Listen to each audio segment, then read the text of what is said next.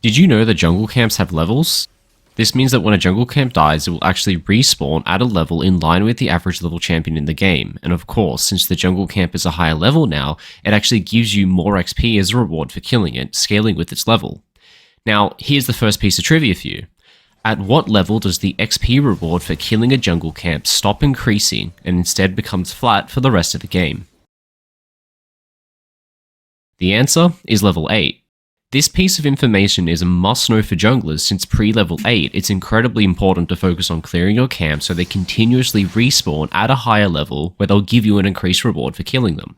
But later on into the game, once the camps get past level 8 and their XP reward becomes flat, junglers are more incentivized to begin skipping camps in favor of looking for kills onto champions, since both the XP and gold reward for killing an enemy champion continues to scale all the way until level 18.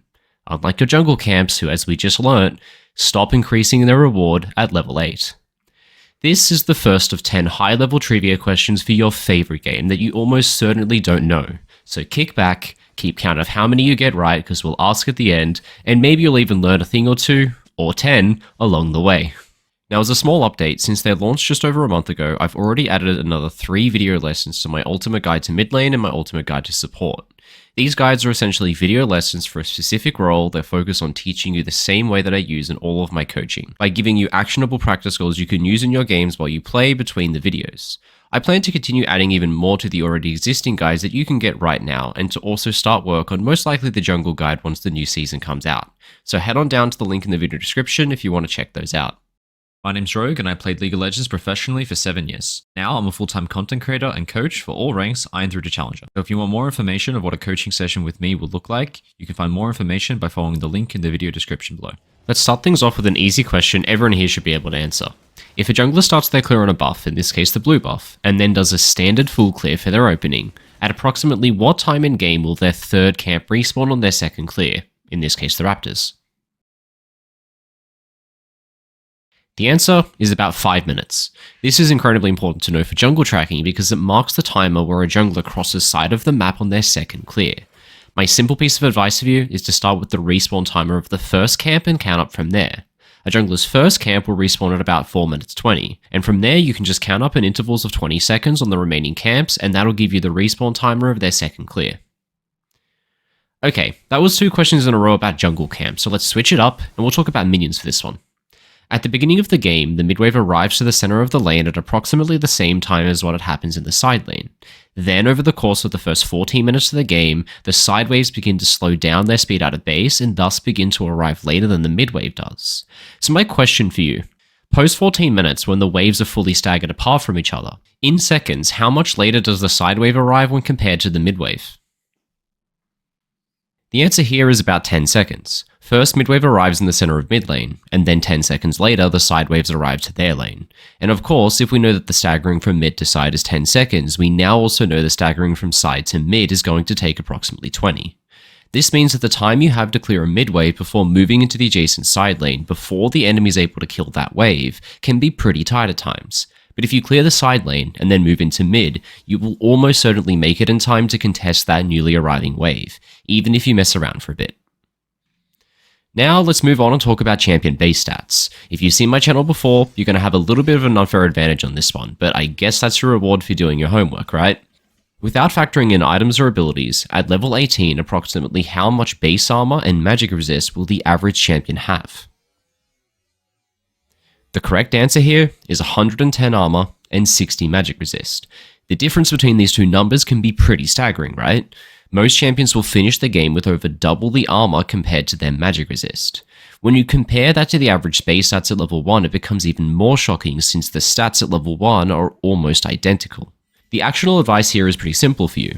If the enemy team's carries are a high level, we're talking level 16 or so, you must now buy a percentage armor penetration item if you deal primarily physical damage, since at this point they have so much armor that the highest damage item you can buy is always going to be a percent penetration item. Don't underestimate armor growth. You'll know exactly what I mean if you've ever played the game mode Earth. In Earth, the level cap is raised from level 18 to be level 30, so people get up to 200 base armor in that game mode. So if you've ever played Earth or Arena and you haven't bought an armor penetration item, just know that I'm judging you right now. Moving on, let's rapid fire a few. The summoner spell Flash has a 5-minute cooldown. We all know that, and we should be taking the flash timers using the in-game timestamps in chat. But how long is Flash's cooldown if a champion also has the Cosmic Insight rune? The answer here is 4 minutes and 14 seconds, but it's okay if you said 4:15, that's what I do. So make sure you're not getting your flash timers wrong, remember to factor in Cosmic Insight. But wait, this guy doesn't just have Cosmic Insight in his runes, he also has Lucidity Boots. So let's ask the question again. What is the cooldown of Flash if a champion has both Cosmic Insight and Lucidity Boots?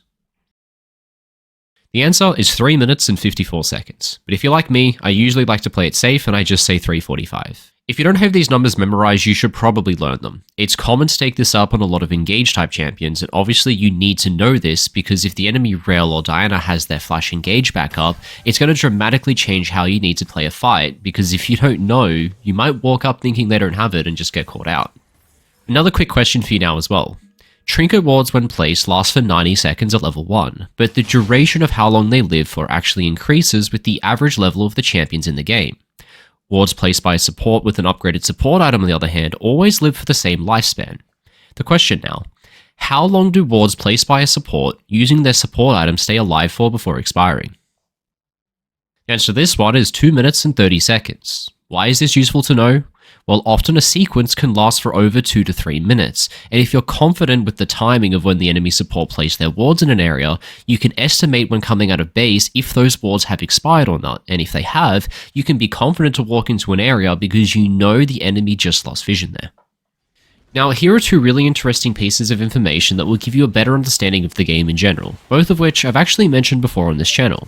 For our first question, how long do you think it will take for this super minion wave here to push all the way up the lane and begin attacking the enemy's Nexus Tower without champion intervention? Well, let's find out. And as a bit of a bonus question while we watch, how long do you think it'll take for them to take the first Nexus Tower, and how long do you think it'll take for these minions to end the game all by themselves? It actually blows my mind how many people take an inhib and leave the lane of supers unattended to get pressure on their own, because as you can see, it takes far too long if you don't help push forward. The final answer here is 1 minute and 18 seconds. That is so long. And when it comes time to break one of the towers, the time is 1:37, and in order to end the game on their own, super minions take over 3 minutes. So always make sure to deploy someone to a lane with super minions in order to help push them into the enemy base just to speed this up. You only have to kill 1 or 2 waves just to get your minions into their base faster, and that way you lose less gold and you don't have to wait as long. Now, continuing on with the subject of minions, I've got another question. This wave of minions is about to crash into this undefended tower. So, how much damage will a tower take from a single minion wave? The answer here is about 1,500 damage, or about a third of the tower's health. I spoke about this already in a video I released not too long ago, where I spoke about the value of all of League's neutral objectives. So why am I bringing it back up so soon? Well, it's very important to know this because of the recently announced changes we're going to see in 2026. In the new season, instead of towers giving gold upon their destruction, they'll instead gradually bleed their gold as a reward as they lose health over time, in the same way that turret plates do now. This means that a single cannon mini wave can take 2 to 3 turret plates on its own if a tower is left undefended. This actually puts the attacking team in a really strange position now, where their own team's minions can actually deny them hundreds of gold worth of turret plates if they don't stay in range to collect the gold as the wave hits the turret. So whilst it's bad for the defending team since they lose a ton of turret damage from the minions alone, it's also really strange for the attacking team as your minions will now grief you by stealing your turret plates on inner and inhib turrets the entire game by doing so much damage on their own. And this is going to be even more common now due to another change. Minions will now spawn every 20 seconds instead of every 30 seconds in the late game. So with the ability to crash a wave into a turret every 20 seconds, you now have the opportunity to do a ton of damage with your minion waves alone if they're not defended. But you also have the opportunity to accidentally deny yourself a metric ton of gold if you don't stick around to walk those waves in the turret. Now, for our final question, I've got an easy one that I hope you'll all get right. What League of Legends YouTube channel should you make sure to subscribe to right now? Guys, I really hope you got the answer correct to this one. Go do it now. Now, I hope you kept score of how well you did, since we're going to check now and see how you stack up against my expectations of what you should get based on your rank. And yes, that last one was a freebie so that all the bronzies out there get at least one of them right and don't feel bad about themselves. Let me know how you did in the comment section. Good luck, and have a great one today, guys.